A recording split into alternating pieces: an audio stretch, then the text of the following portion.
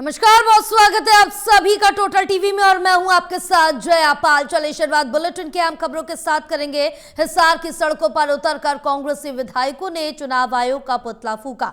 चुनाव आयोग का पुतला फूकने के कार्यक्रम में शामिल हुए कांग्रेस पार्टी के 3 विधायकों से बातचीत की है total news associate editor doctor Mahesh Kumar ने।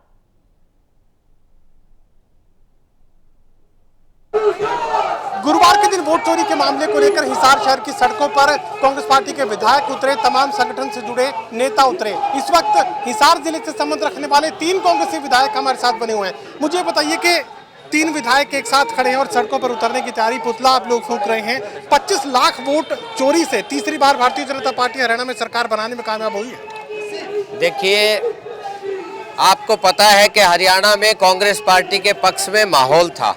हमारे जो नेता हैं चौधरी भूपेंद्र सिंह हुड्डा जी, चौधरी उदय भान जी, दीपेंद्र हुड्डा जी, किस तरह से लहर बनी हुई थी, किस तरह से जहां भी वो जाते थे सैलाब जनता का उमड़ के आता था।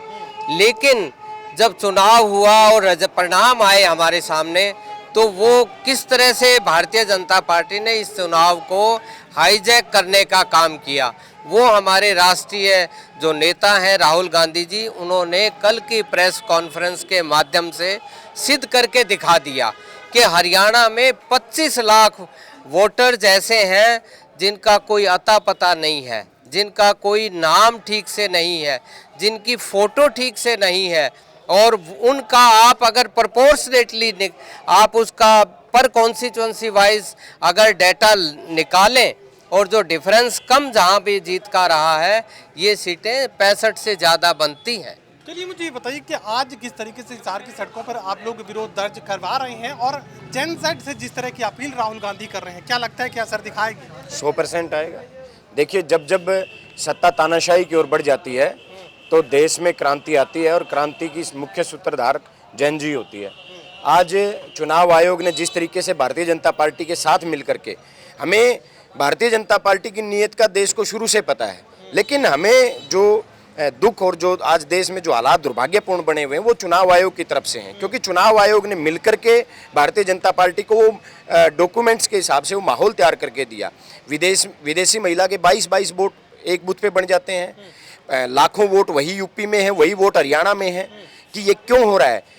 19 लाख से ज़्यादा वोट फेक एड्रेसेस हैं, फेक डॉक्यूमेंट्स हैं, कैसे बन गए ये लोग? ज्ञानेश जी कहते हैं अपने ज्ञान से कि ये फेक जीरो हाउस नंबर 0 इसलिए दिया जाता है कि होमलेस हैं, जो जिनके कोई फुटपाथ पे रहता है, कोई कहीं रहता है।